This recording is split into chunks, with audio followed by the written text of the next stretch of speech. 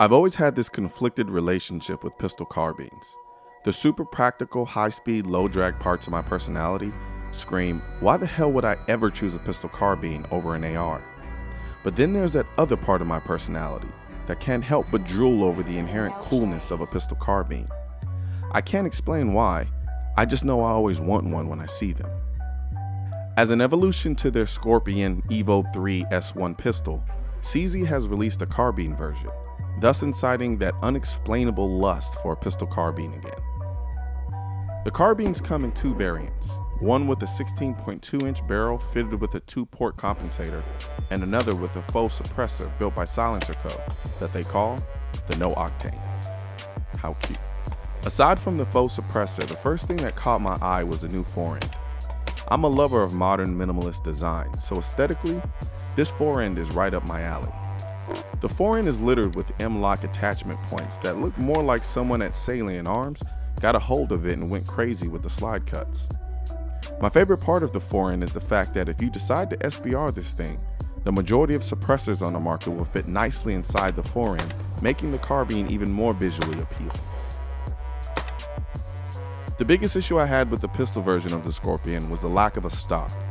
But then again, if I had a stock on it, it wouldn't be called a pistol. The stock, like the forend, takes on the minimalist approach. It's a folding adjustable stock that does its job very, very well. Because of its lean, angular profile, the stock seemingly forces its way into whatever pocket of space it can find on your shoulder, and then anchors itself there. The same can be said of the cheek weld. The 45-degree cant towards the front end of the stock sits perfectly underneath my cheekbone. Shooting the Scorpion carbine was a bit disarming. I kind of forgot I was shooting a gun. It was sort of toy-like. It was just so easy to shoot.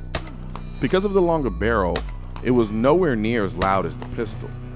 The extended forend gave me a lot of space to extend my support arm out in that weird, I think he might be a little special kind of way. The trigger is still kind of blah in my opinion. Like I once said before, during dry fire, it's not great. However, when you start shooting it, it cleans itself up a bit. I firmly believe dropping a really good trigger in this gun would add tenfold to the shooting experience. And we're talking a gun that's already a blast to shoot in the first place. Clearly, the longer barrel changes the balance of the gun a bit. But because the barrel profile is rather slim, it doesn't change it too much. The slim profile of the barrel still keeps most of the weight of the gun centered. So when going from target to target, the transitions are smooth and doesn't feel like there's an anvil hanging on the end of the barrel. The same can be said of the faux suppressor variant. The faux suppressor doesn't add much weight, so you still get the same characteristics you get with the compensator version, just with a touch more recoil. Moving and shooting with the Scorpion carbine was non-eventful. Some guns are great when you're simply standing and shooting, but can quickly become a burden when you start moving and shooting.